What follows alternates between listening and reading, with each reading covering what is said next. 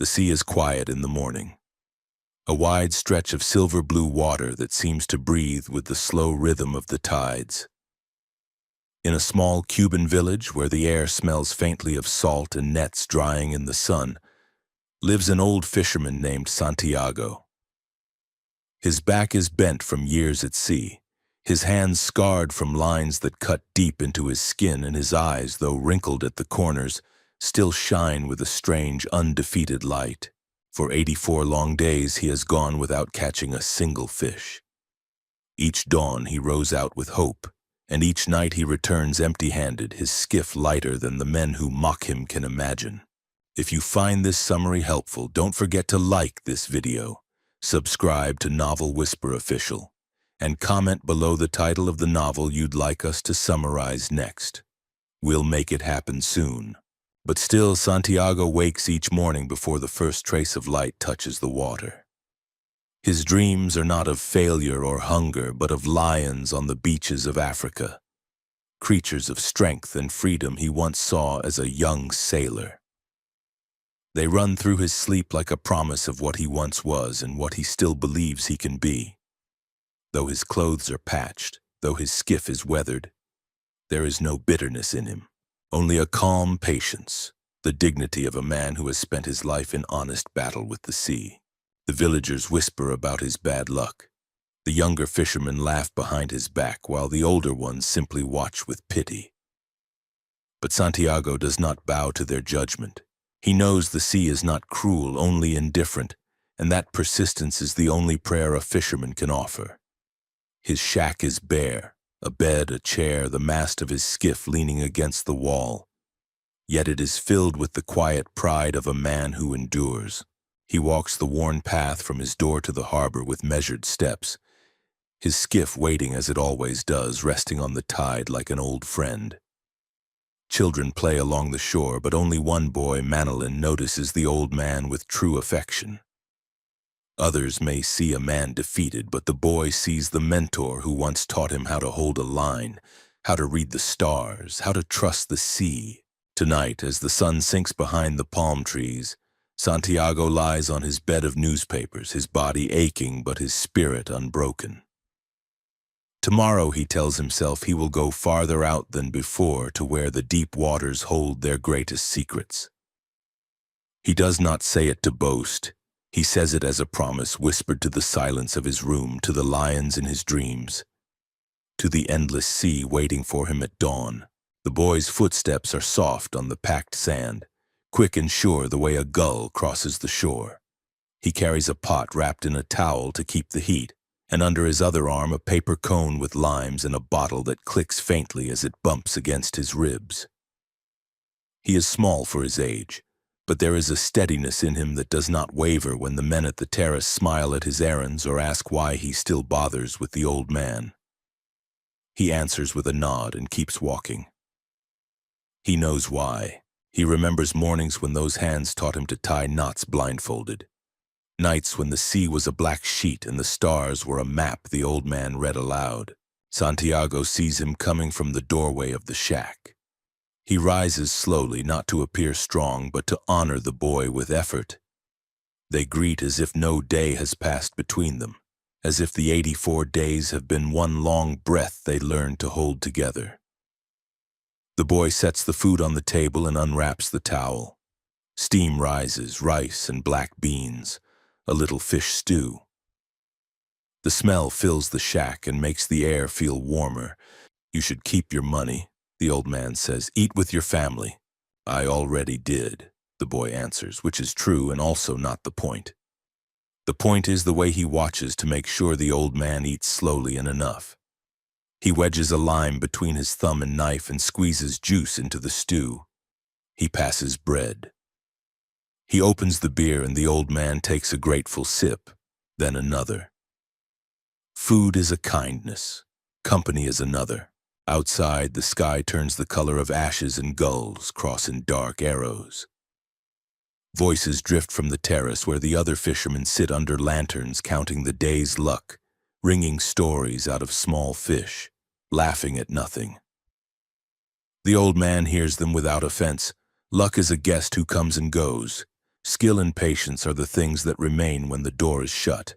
The boy turns the conversation to baseball, to the way the Yankees are finding ways to win, to a hero with a bum heel who still swings as if pain were only water he can run through. He tells the stories with light in his eyes because he knows the old man likes them and because he believes in what they mean. That a person can be hurt and still be great.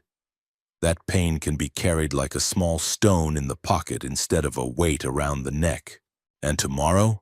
The boy asks. He always asks. He wants to be there when fortune finally returns, like a witness at a miracle who can carry the tale to those who doubted. Farther, the old man says, and before the sun. The boy nods as if the plan were already carved into wood. He promises fresh bait, good sardines, and a couple of small tunas to set out early.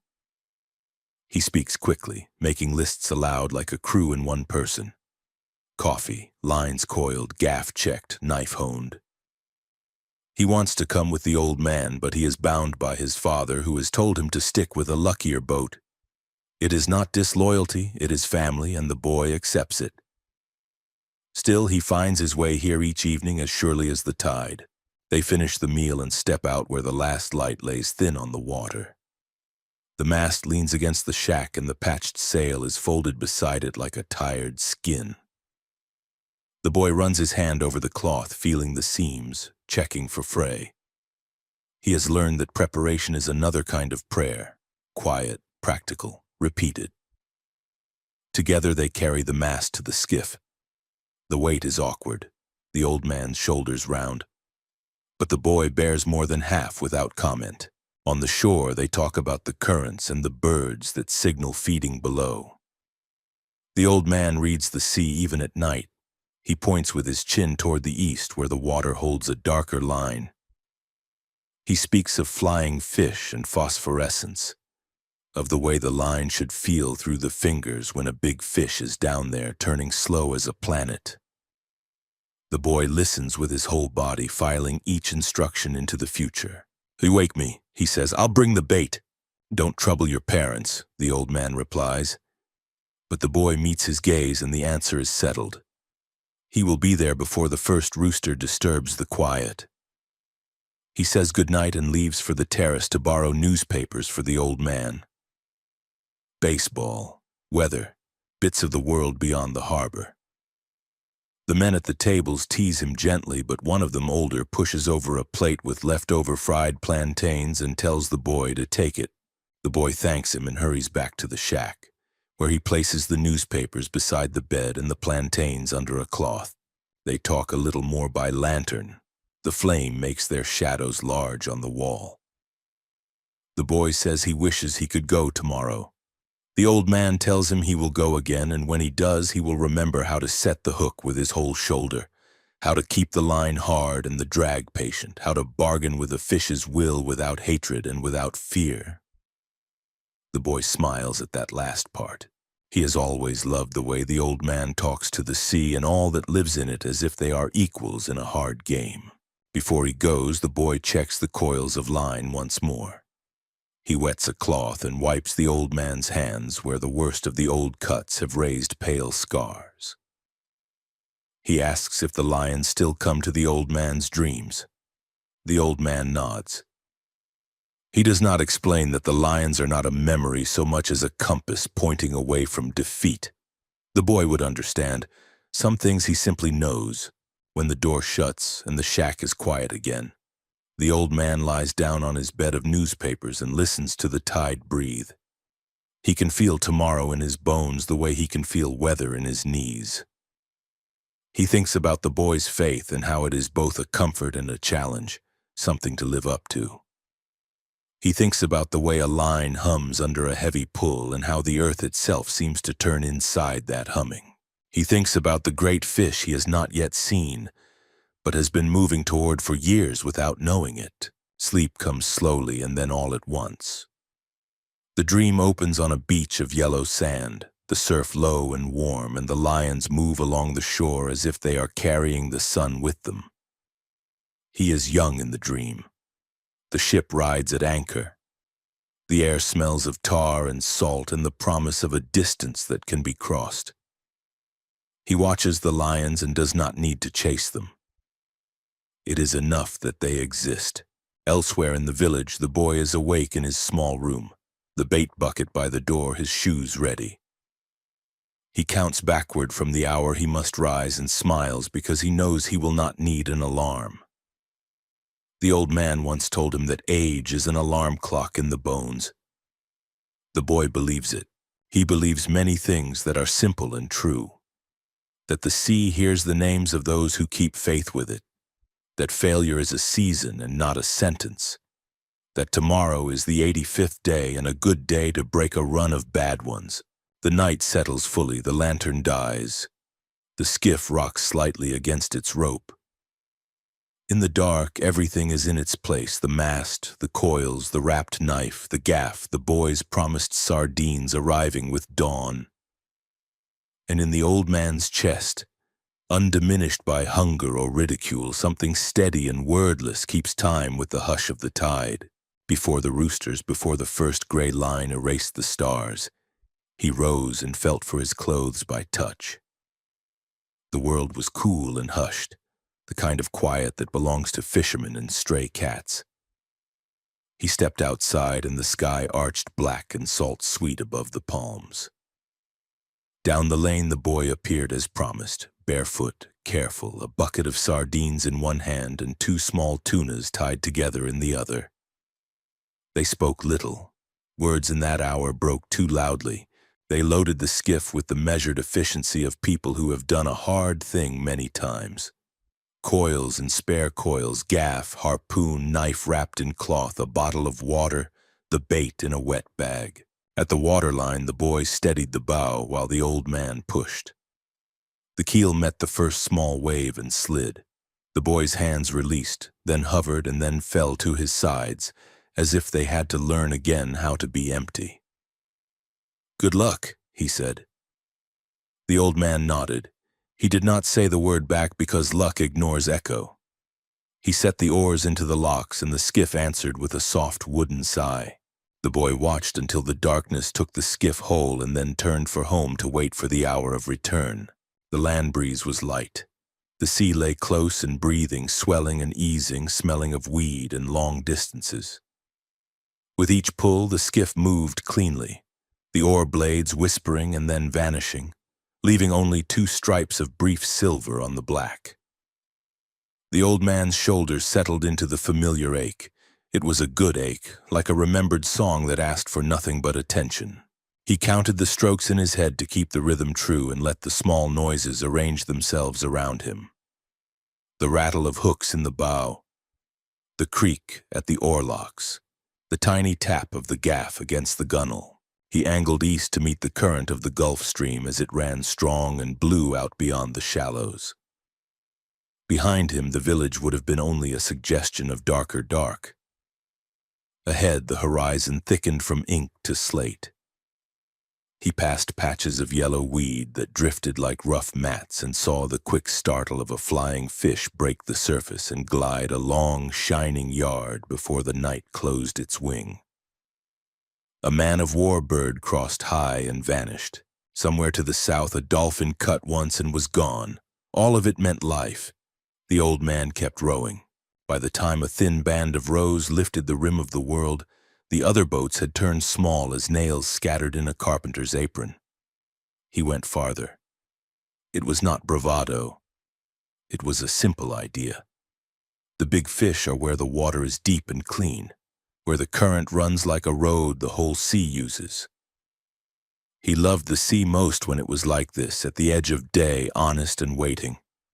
He called it la mar in his head, in the way of people who love a thing and so give it a feminine name. He let the skiff drift while he read the surface, feeling the push of the stream against the keel and watching the way the light opened. Then he began to set his lines. He baited the first hook with a small tuna, the meat firm and silver, and lowered it carefully until it hung where he wanted, deep enough that the sun would be a faint coin up above it. The line hissed softly against the gunwale as it went. He checked the knots that join company in such work, the blood knot, the splice, and he blessed the calluses on his hands that had hardened to the tenderness of rope. He looped the line over a smooth stick and let it rest just so, where he could feel the telling change of a pull without looking. He set the second bait deeper, then the third a little shallower, and a fourth that would swim almost within sight of the boat if the water were glass. Each line he let down without slack. He hated slack. Slack was how a fish learned he was being hunted. He wanted the vertical drop that kept everything true, the bait down there stitching a small circle with its last conviction of life. When he finished, he took up the oars again and moved a little, then repeated the careful business so the baits worked a path rather than a clumsy cluster. The sun came up clean and red. The path of it on the sea looked like a road he could follow forever. A quick tremor ran in one of the lines. He lifted it with the back of his fingers. Not a strike, just a small fish touching with the mouth and thinking better of it. He grinned without showing teeth. Then the bow line showed a sharper twitch and he lifted again. And this time the pull held for a breath and let go. He set the line back and spoke softly to the sea as he always did, saying the thing that was half prayer and half bargain, promising to be worthy of whatever came up from below. The breeze freshened. Ruffles of water showed where it walked. A Portuguese man-of-war bell drifted by, purple and pretty and treacherous, its filaments slanting far below like glass threads. He watched it with the distaste one reserves for dangerous ornaments. A turtle surfaced near the stern and went under with the quiet of a monk. The old man felt an old affectionate respect for turtles. He had eaten them when he needed strength, and he liked their eyes, which saw without hurry. He took a sip of water and a strip of dried fruit from a paper and chewed while watching the man-of-war bird return. Lower now, circling a spot ahead. That meant somebody smaller than the fish he wanted might be driving bait up from underneath. Schooling bonito or half-grown dolphin.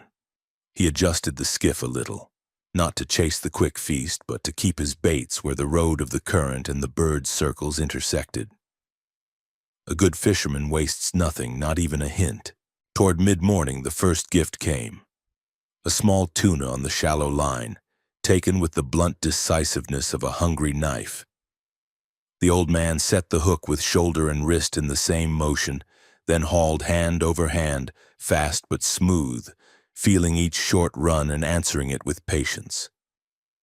The fish came aboard shining and alive, the bow slapping once when it fell, and he clubbed it with an apology. He bled it clean, laid it in the shade, and cut a strip to save for later. He could chew it raw when he needed the strong taste to keep up his strength. The rest he would use for bait if the time asked for it. He reset the line and glanced around. The sea had turned true blue now, the color that means deep. In that blue, everything simple becomes holy. The angle of a gull's wing, the exact weight of a line between two fingers, the way the sun climbs without argument.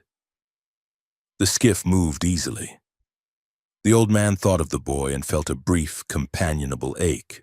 He would have liked to show him how the bait hangs perfectly vertical when the drift is right, how the line hums against the stick like a quiet instrument when the current sings under it. He said aloud, "You would like this day," because there was nobody there to be embarrassed before. He checked the lines again, each one inch by inch. One carried a faint weight that was not a fish but the truth of depth. Another murmured against the stick in a lower note. The lowest line was his faith, hooked to the dark where the great fish travel by purpose rather than accident. He flexed his right hand and studied the old pale scars. They felt like maps to places only he had learned to go. The sun climbed. The heat thickened. A few small clouds grew like quiet promises over the land. He kept the skiff just off the edge between the strong stream and quieter water, guiding as if following a seam stitched into the sea itself. Now and then he lifted a line, checked the bait for damage, freshened a sardine, lowered it again with the same care one lowers a sleeping child to bed. He smiled at the thought and shook his head. He had never been a father. He had been a fisherman and a man who loved a boy not his own, and the sea that belonged to no one. Near noon something changed, not in sight but in feel. The water under the skiff carried a different intention, a deeper pull under the surface clutter as if a slow muscle had woken. The lowest line gave back a pressure that was not the regular insistence of current. He lifted it slightly and felt a presence far below the way you feel a large ship long before you see it, only by what it does to the water it moves through. He set the line down again as carefully as he would put a hand on a sleeping lion. He did not smile. He did not look around. He only breathed and waited. "Come," he said softly to no one and to everything, and let the skiff drift true. The pressure gathered on the deep line until it felt less like a current and more like a thought made solid. He lifted with 2 fingers, then with his whole hand. Something immense moved far below with the slow certainty of weather. He let the bait hang. He waited. The skiff rocked once and steadied. The stick that held the line quivered, then leaned as if listening. The old man set the line back with care and whispered a promise to keep it true. The first pull was gentle. Then came the second, heavier, a long sinking weight that did not flutter or hurry. He fed the fish a little line, inch by inch, keeping it taut, letting the tuna bait ride into the darkness the way a star slides behind cloud. He felt the fish take more, felt the faint grind as the bait turned in a great jaw. He waited again, counting with his breath. When the next steady draw came, he rose into it, set the hook with all the craft of his shoulders and the will of his back, pulling until the muscles along his spine sang and the line cut a hard letter into his palms. For a heartbeat there was nothing. Then the sea itself took the skiff and began to tow it. The bow swung and found a new heading. The oarlocks creaked once in protest. The old man held with both hands, gave a foot or two, and settled low on the thwart with the line across his back and over his right shoulder. The spare coils clean and ready, his weight arranged so that the pull came into bone and not only skin. He did not tie the line. A man ties to certainty, not to a living will. He would answer this will with his own. The skiff moved as if a slow engine had been cinched to its keel. A wake formed, narrow and firm. The sun had climbed high enough to flatten the shadows. He glanced at the other boats and saw only distance. The fish towed him toward the deep blue that the day keeps for itself. He smiled once and let it end quickly. He had wanted the big one. Now he had it. Or perhaps it had him. The difference would be measured with time and blood. He eased pressure with a small shift of his hips, then took it back. The fish did not rush. It swam with grave purpose, towing at a constant pace that spoke of size and health. The line hummed in the notch of the gunwale, a low, bright note.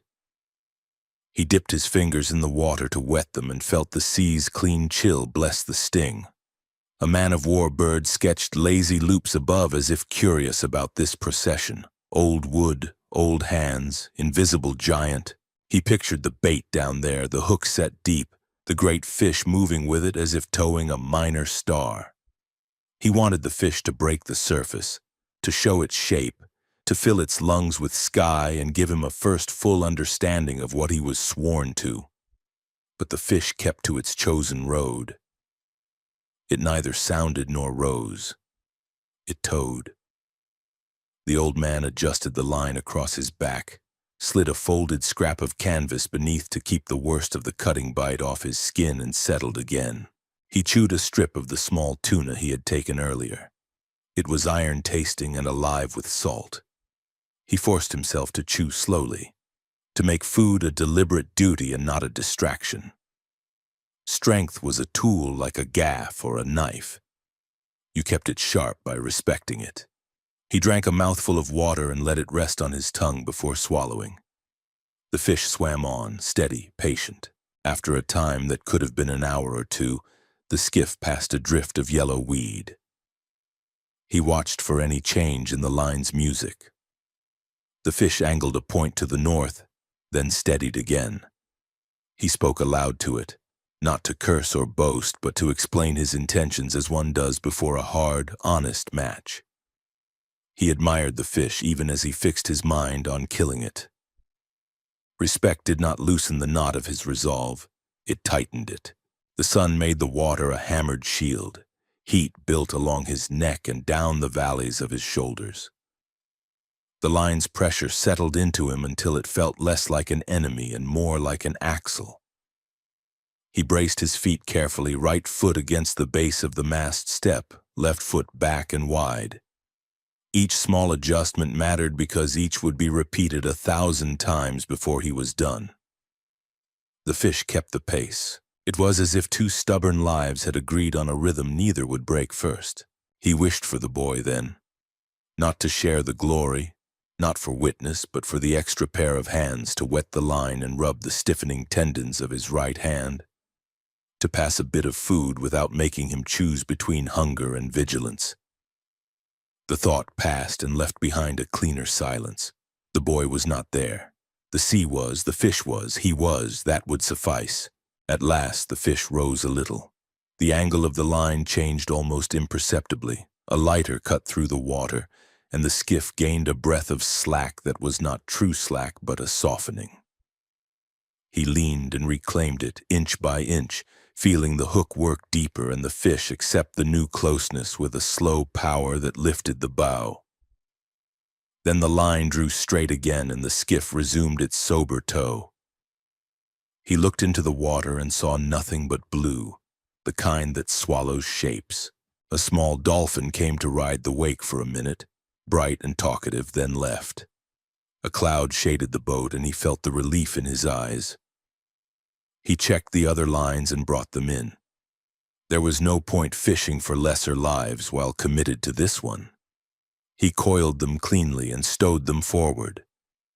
From now on, everything would revolve around the single pull that joined him to the deep. By late afternoon, his right hand held fine, but his left began to threaten a cramp. He opened and closed the fingers, rubbed the palm against his thigh, pleaded with the muscles as one pleads with an old friend to be reasonable. He did not curse it. He had work for both hands and could not afford anger. He shifted more of the line's weight to his shoulder and back and let the left rest, fingers fluttering like a small, frightened bird before they calmed. The fish made a small, deliberate change at sunset, angling farther out where the water blackened with depth and the current ran colder. The air cooled and the first star came. He spoke again to the fish, telling it that night belonged to both of them, and that they would use it without waste. He reached for the rope lashings that kept the oars quiet, checked knots by habit, touched the haft of the gaff as a man touches a talisman, then settled for the long, dark pull. Twilight thinned to night. Phosphorescence lit the line in brief green pulses where spray struck it, a necklace that appeared and died and appeared again. The skiff slid in a low, constant hiss. The old man felt the planets turning in his bones. The fish kept the tow steady. It had not shown itself. It did not need to. Its will was a presence in the line, in his back, in the simple fact of motion. He ate a little more of the tuna and saved the rest. He told himself the fish would rise with the moon, perhaps jump then, perhaps show the long sickle of its tail or the dark sword of its bill. He told himself many useful things and believed only the ones that helped him keep the line true. When the moon finally lifted, thin and clean, it painted a path over the sea that the skiff seemed to follow by nature. The old man kept his eyes on the line and his mind on its music. "Hold," he said to his hands. "Hold," he said to the line. To the fish he said nothing now. There are words for the beginning of a battle. There are fewer for the long middle. In that middle a man is mostly breath and patience and the exact measure of pull he can bear. He let the hours stack like nets. He did not falter. The fish did not tire. The night deepened and both lives moved through it as if they had agreed to carry the same unseen weight until one of them could not. One of them could not. One of them could not. One of them could not. Dawn thinned the dark into a gray that showed the salt drying on the gunnel and the cracked places in his knuckles.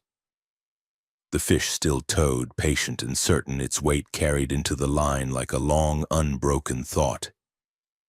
He had learned the music of that pull through the night. Now he heard the small changes under it, the new thrum when the current crossed at an angle, the brief hush when the keel fell into a slick, the low groan in the mast step when the fish shifted deeper by a yard and then steadied again. His left hand cramped without warning, the fingers clawing tight as if they belonged to another man who did not trust him. He worked them open on his thigh and then closed again, whispering to the knotted tendons the way one talks to a nervy horse. The line lay across his back and right shoulder. He slid a bit of folded sailcloth between rope and skin, felt the cut ease from pain into a hot, steady burn, and let his breathing find the pull. The cramp held. He would not quarrel with it. Quarrels wasted the strength they meant to defend. A small bird, tired from a long crossing, fluttered down and stood on the stern. It looked at him as if he were a branch in a wind that smelled of weed and rain. "Rest, then," he said. It hopped once along the worn wood and folded its wings. For a short while the two traveled together, old man and bird, the skiff moving on its invisible tether. When a shadow cut the surface to starboard and a dark shape rose with a sudden wheeling grace, the bird startled into the air. A hawk stooped from a height no eye could fix and took it in a single hard gesture, then was gone. The old man looked at the slight disturbance the fall had left and said nothing. The sea had its penalties and its mercies. He would take both. He ate a little of the small tuna he had saved. Raw, dense, iron salty. He chewed until the taste became fuel and not thought. He drank a swallow of water and returned the bottle to the shade. Then he spoke to the fish with the calm that had never left him. "Fish," he said, "you pull well and true. I will stay with you until I die if I must." It was not bravado. He felt the truth of it in his back the way you feel the truth of night in your bones. Near mid-morning the line's angle lifted. He eased pressure and then reclaimed it inch by inch. The fish did not dash or panic. It rose with the same grave purpose with which it had towed. The line carved a cleaner V at the surface. The skiff gathered a faint speed. He braced, ready for what he wanted and feared, the first sight. The sea heaved once as if pushing up a memory. Then the fish broke water far ahead in a long, clean arc that held for an impossible second. Sun flashed on a slate-blue back striped with sudden purple bars. The sickle fins were wide as doors. The tail rose in a high scythe and came down with a blow that shocked the line like lightning. The splash was not violent. It was immense. The skiff rang to it. The old man saw the length of the fish and knew the measure of his vow grow larger by half. The fish sounded at once, driving back into the blue. The line ran hard through his hands. He gave and then leaned to stop it, feeling the fibers heat and the cut reopen in his right palm. The line jumped. His hand jerked. A thin, wet line of blood printed itself across his skin. He put the cord back across his shoulders, set more of his weight, and talked to his hands like crew. "Be calm. Do your work." The pain settled into its place. One more tool he would hold and not drop. When the run ended, the tow resumed, still steady, still relentless. He thought of the boy then, how quickly those small hands would wet the line, how silently he would pass a strip of fish at the exact time a man needed it, how he would grin when the marlin jumped and say the obvious great truth, "It is the biggest thing I have ever seen." The thought made him smile once. He let it vanish. He told himself a story to keep the mind useful. He remembered the night in the harbor when he faced the strong man from Cienfuegos over a table bolted to the floor. They had called it hand wrestling, but what it measured was will. The lamp smoked and the men watched in tight circles of breath. He had felt the ache move from wrist to shoulder to back and then into the teeth, and he had learned to travel with it without surrender. When dawn came, he was still there, the other man's hand slowly pushed flat, the watching men pounding the table, the word champion in their mouths. He did not think of the pride now. He thought of the patience. He set his jaw the way he had set it then and kept the line true. By afternoon, the heat pressed like a hand on the crown of his head. Thin clouds rose over the land. He kept the skiff along the seam where the strong blue current walked beside quieter water. A school of flying fish broke out and skittered wide. Behind them, in slow discipline, a pair of porpoises surfaced and rolled as if laughing at work. He blessed their easy strength and took courage from it. A tremor ran through the shallowest line he had left unbaited for company. He hauled in a dolphin, green gold and beautiful, flashing all the colors of a leaf in wind. He clubbed it quickly and cleanly with an apology he meant. He bled it over the side and then opened it with the neatness of a man who has had to eat what he could catch. 2 small flying fish slid from its stomach, silver and perfect. He ate them raw with a strip of the dolphin and felt the clean strength move through him. "Thank you," he said to the food.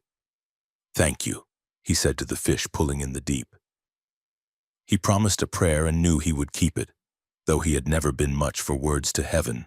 When the sun lowered, he said the prayers he knew, not as bargains but as rhythms to walk the next hours with.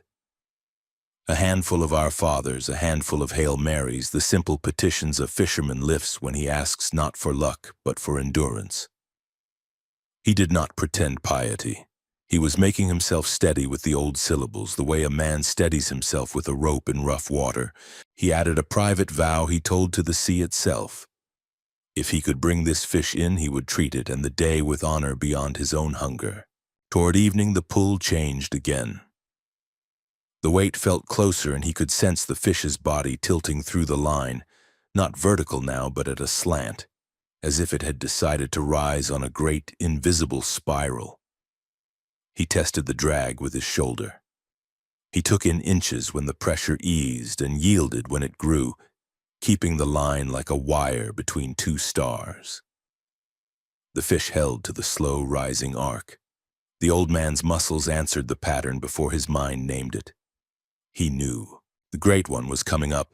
The sky reddened and then bled into purple. The first planet showed above the palm-dark land.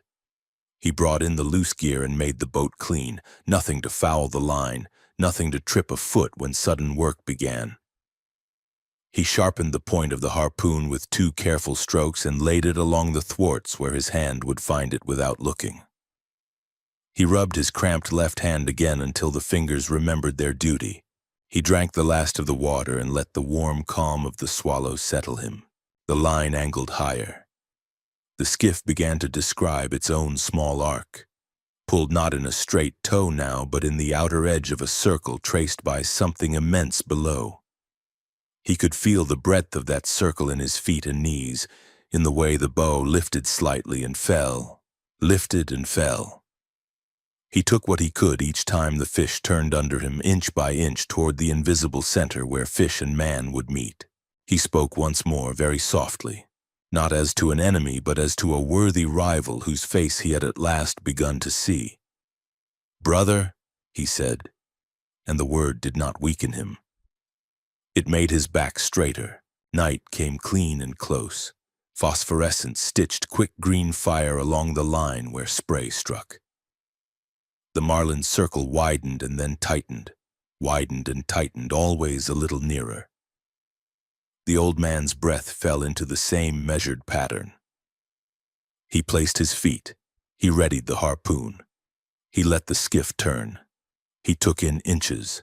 The sea held its breath. The moment that would decide the rest of the day and the night after and all the days that would follow, gathered itself like a wave preparing to lift. The marlin rose with the pale glow of dawn behind it, a slow cathedral of flesh and fin. First the line angled high, then the dark water heaved, and at last the giant broke through the surface in a great leap. Its body arched against the sky, longer than the skiff itself, silver-blue flanks flashing with purple bars that glowed like brushstrokes of fire. Its sickle fins cut the air, its tail whipped a sheet of spray, and for one suspended moment the old man saw not a fish but a miracle of power and beauty. Then the giant crashed back into the sea, sending a thunder that shook the boat as if the ocean itself had shouted. The line ran hard.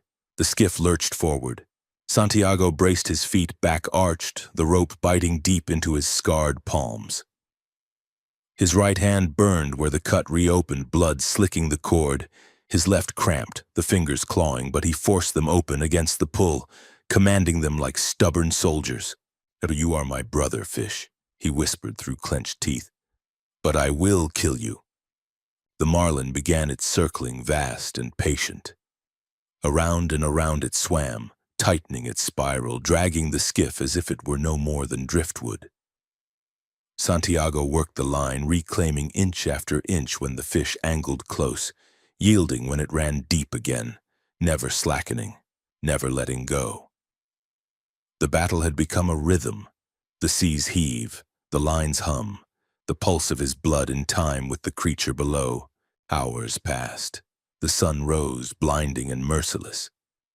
Salt dried white on his skin and the taste of iron never left his mouth. His shoulders burned, his spine ached, yet his eyes stayed fixed on the line, reading its language the way a priest reads scripture. The fish surfaced again, not to leap but to swim slow and deliberate, the massive sickle of its dorsal fin slicing the blue. It was close now. The old man could see the shadow under the water, vast as a moving continent. He pulled steadily, breath grating in his chest.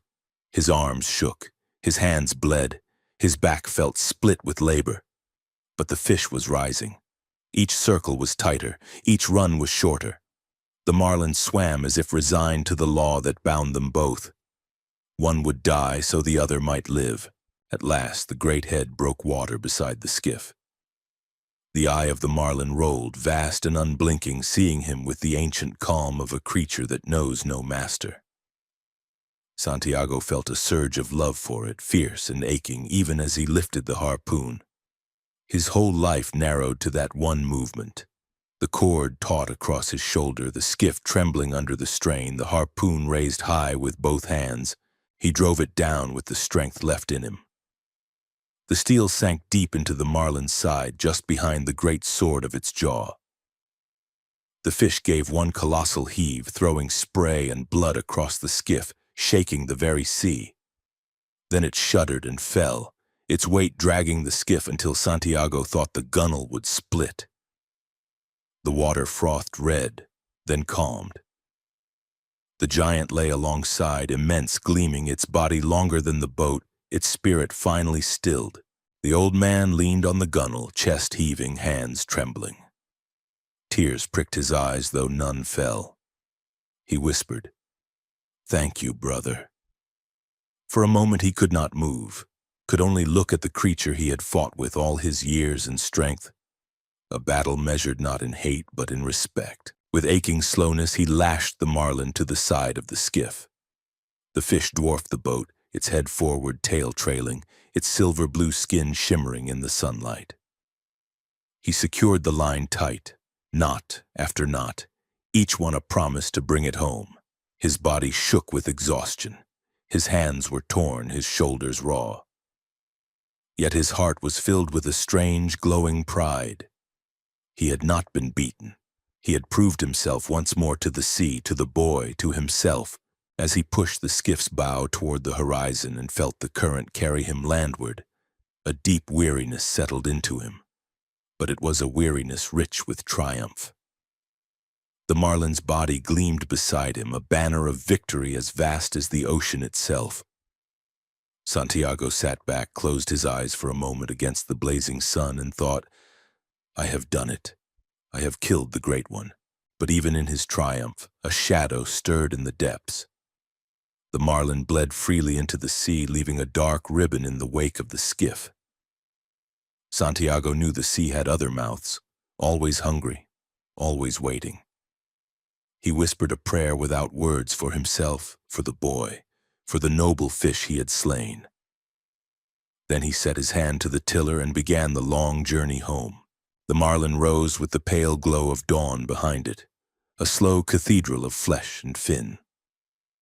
First the line angled high, then the dark water heaved, and at last the giant broke through the surface in a great leap. Its body arched against the sky, longer than the skiff itself, silver-blue flanks flashing with purple bars that glowed like brush-strokes of fire.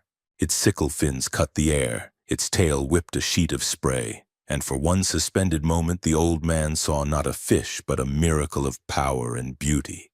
Then the giant crashed back into the sea, sending a thunder that shook the boat as if the ocean itself had shouted. The line ran hard. The skiff lurched forward. Santiago braced his feet, back arched, the rope biting deep into his scarred palms. His right hand burned where the cut reopened, blood slicking the cord. His left cramped, the fingers clawing, but he forced them open against the pull, commanding them like stubborn soldiers. "You are my brother, fish," he whispered through clenched teeth, "but I will kill you." The marlin began its circling, vast and patient.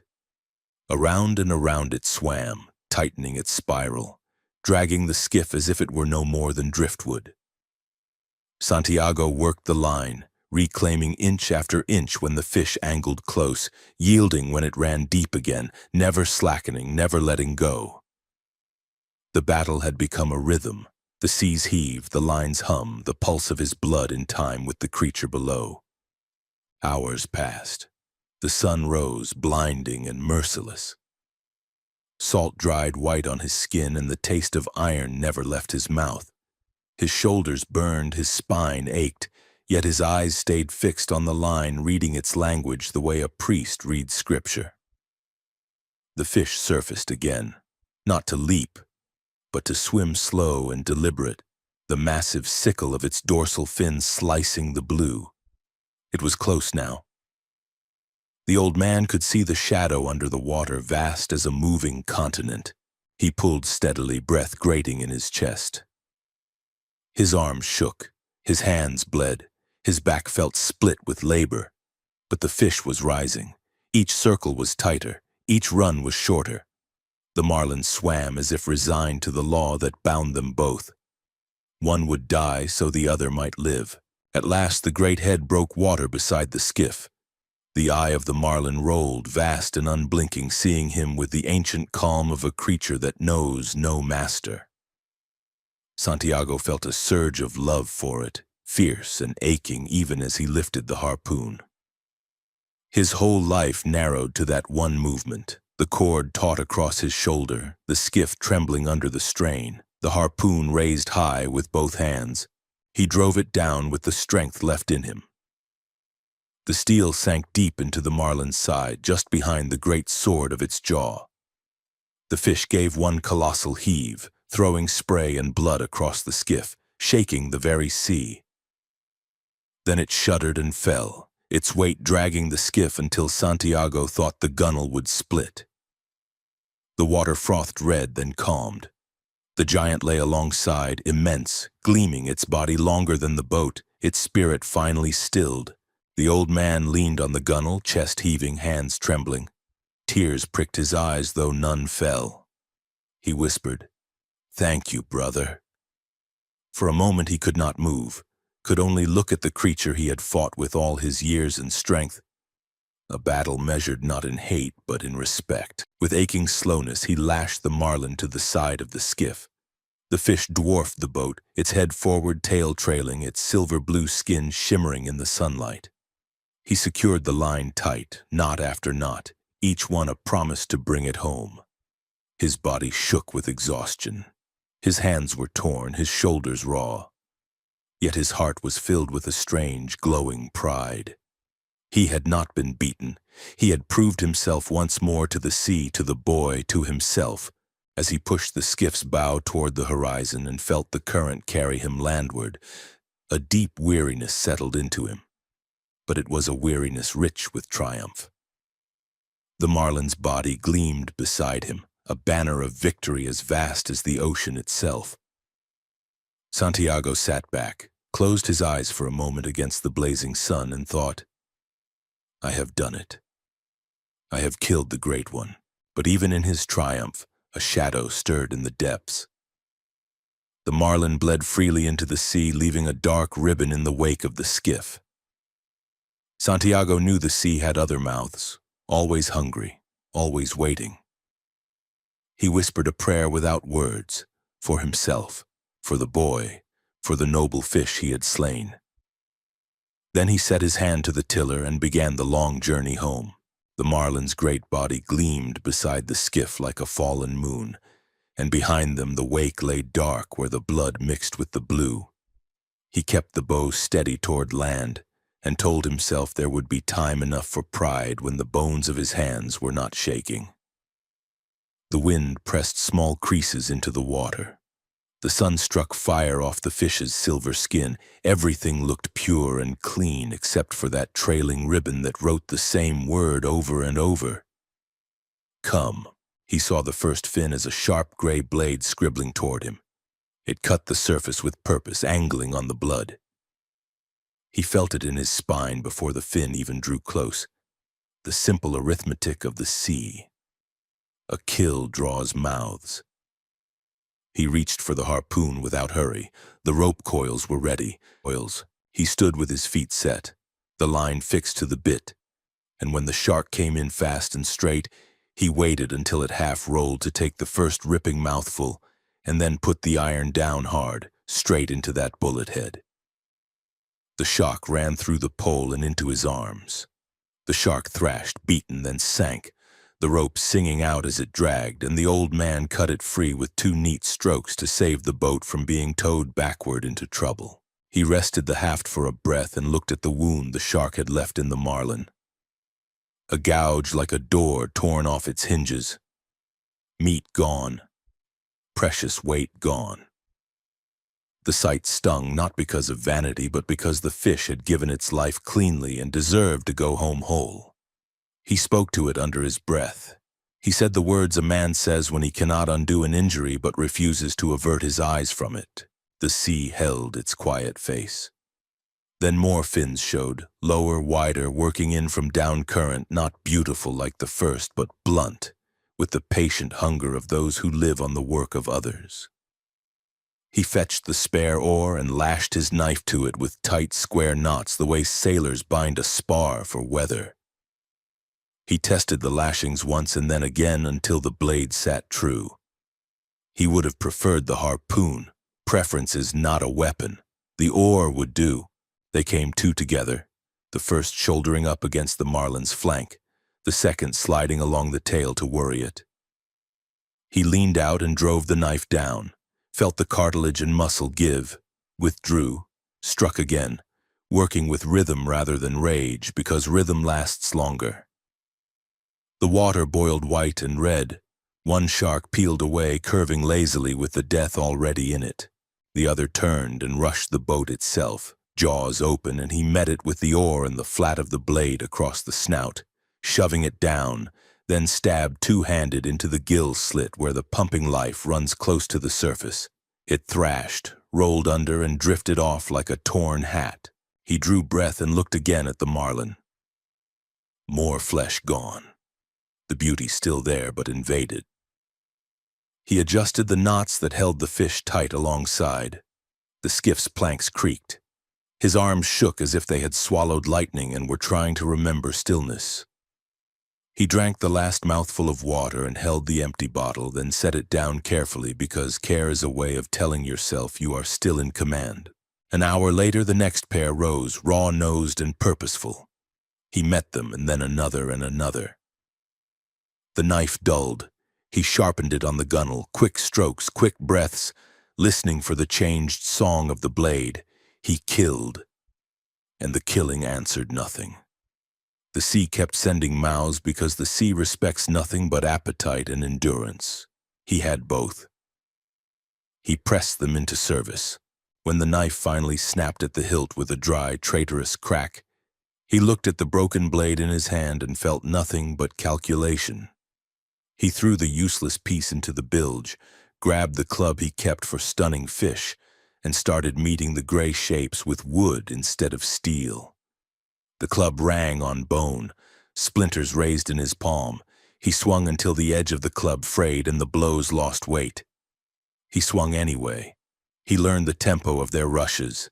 He struck not where they were, but where the sea would put them half a heartbeat later. He talked to them without words, the way a soldier speaks to an advancing line with the exact angle of his shoulders and the promise in his eyes. By late afternoon, the sun baked the boards and his back burned under the salt. The marlin's flanks, once a full banner, were ragged along the edges like cloth torn by a hard wind. He tasted copper. He tasted bitterness and spat it over the side to join the rest. "I went too far out," he said, and it was not a confession or a regret. It was a measurement taken with a seaman's plain eye. He would bear the consequences.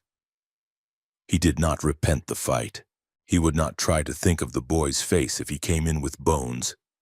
He failed at not thinking of it. Toward evening, a heavier body rolled up, wide-headed, jaw thick, one of the old ones. It came in without hurry, confident in its rank. He put the club down and took the tiller in both hands. When it rushed, he turned the skiff hard and drove the blade of the rudder into the shark's gills like a crude spear. The wood jarred his shoulders up to the neck. He heaved again, leaning his weight, and the shark shuddered and fell away, trailing dark ribbons. He laughed once, a short thing that cost energy he did not have, then shut his mouth and saved his breath. The light lowered. The world thinned to silhouettes and reflections. He could hear the small slapping sounds as lesser scavengers came and went, nibbling at what the big ones left. He beat at them when they crowded too close, then stopped. There are battles you fight and battles you witness. He could not win the night by striking at minnows of the dark. He saved his arms for what remained worth saving.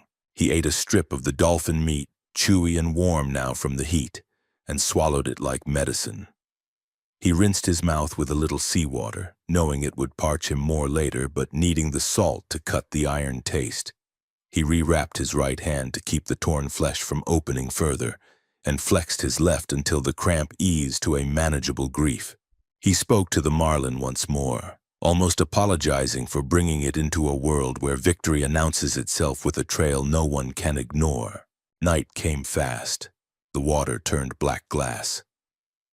Faint green fire licked at the bow where it cut through plankton. Sharks still came, but fewer. He fended one with the tiller and felt the wood notch against teeth. Another he struck across the eyes and sent down spinning. He learned the new sound of attack in the dark, the slight, urgent hiss of a body that lifts in the water just before it strikes, and answered that sound like a musician hitting a practiced note. He did not count how many he killed. He had no use for the number. Sometime after midnight he rested the club, leaned the tiller against his knee, and let the skiff run with the light breeze toward the faint land smell. He did not look over at the marlin. He knew what was there, a spine bright as polished ivory, a head magnificent in defeat, the remnants of a tail that had once hammered the sea like a bell. He knew also what remained in him, a will that had not been subtracted by injury or the long answering hunger of the world. "You were never mine," he said to the sea and to the fish and perhaps to the day itself. "I only borrowed your glory to carry it home."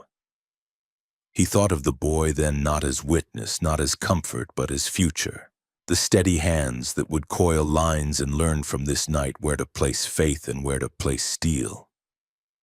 He thought of sleep, and the lions, and whether they would come to him again after all this killing. He decided they would, because the lions belonged to the part of him that did not measure life in meat. The wind freshened a little. He could smell land clearer, that mix of dust and green that no ocean ever imitates. He gripped the tiller. He kept the bow true. The world reduced itself to simple shapes. A skiff, a spine, a man, moving toward a shore that might weigh them and find them wanting or worthy. He made no arguments with the darkness about fairness or fate. He had been given a day big enough for the whole of him. He had used it entirely. What remained to do was finish the course without lying to himself about what he had lost, or about what could not be taken. He set his jaw, lifted the club again at the next hiss of water, and offered the night one more clean answer. The wind shifted into the smell of land long before the lights showed. A dark line thickened on the horizon, then broke into palms and low roofs. The skiff slid through black water veined with green fire where plankton woke at the bow. He kept the tiller steady, his hands swollen and raw, his arms trembling with a weariness that felt older than his bones.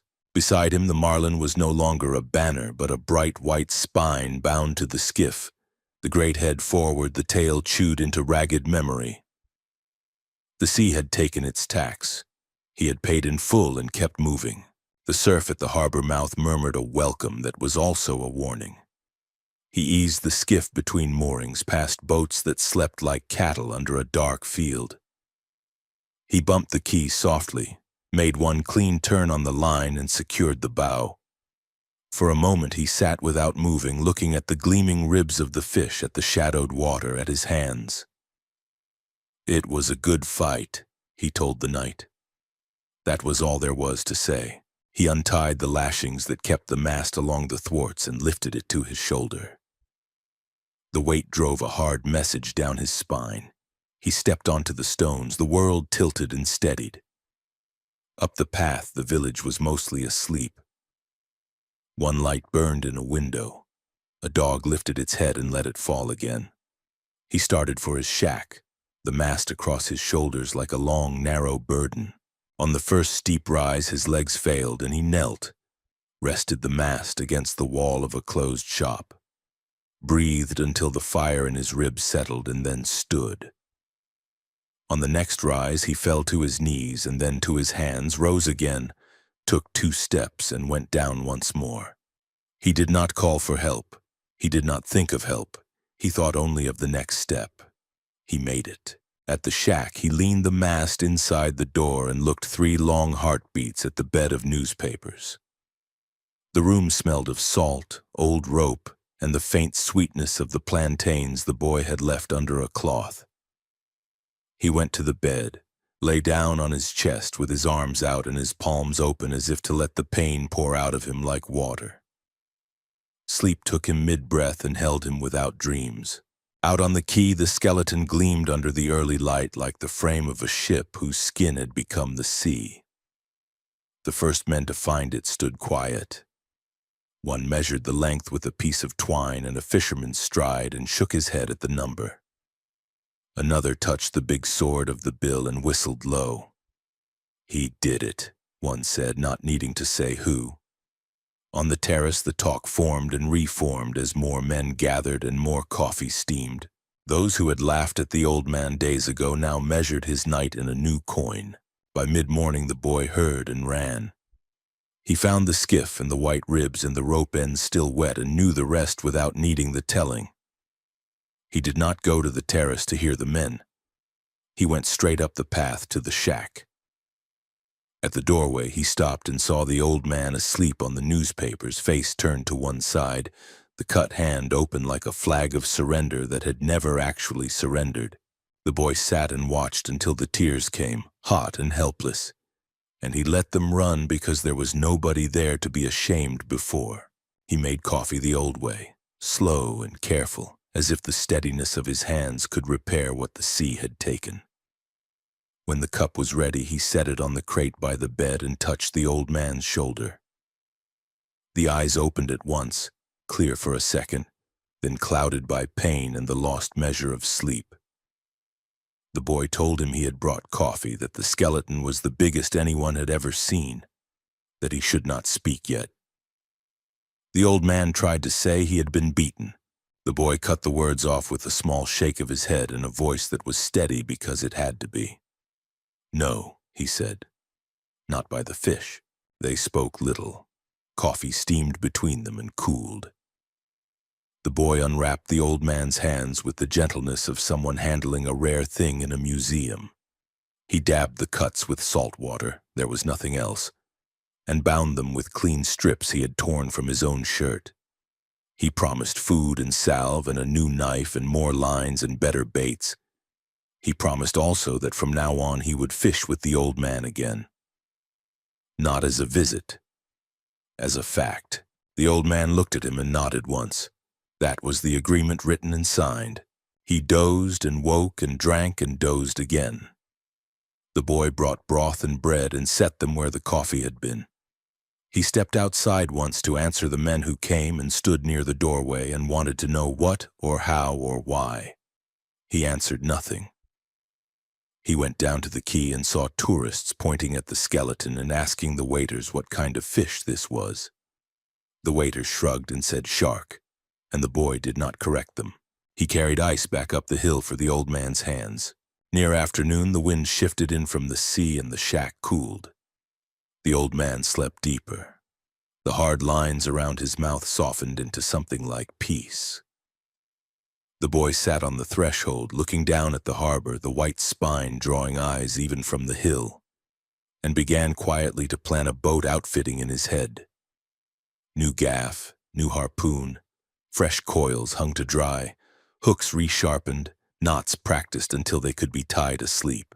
He pictured the dawns to come and himself in the stern with the tiller while the old man tended the lines and taught him the subtle things that no ocean ever writes down. Some time later, the boy heard the old man stir and went to him. The eyes opened and held his. He said again what he'd decided, that they would go together no matter what his father said. The old man told him to bring the gear from the terrace and to tell the owner they would settle what they owed when the fish began to run. The boy smiled and nodded. "We will start tomorrow," he said, and then softened it himself. "Or the day after, when your hands are ready." They both knew which answer the sea preferred. The village afternoon moved around the shack like a slow tide.